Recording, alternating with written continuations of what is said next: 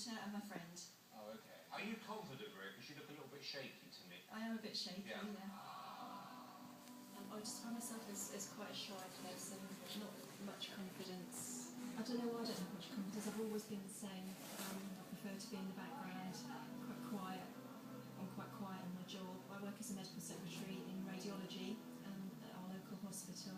I often wish I wasn't quite as shy. It can be quite tough, really. And I think it can stop you doing a lot of things. When I go on stage today,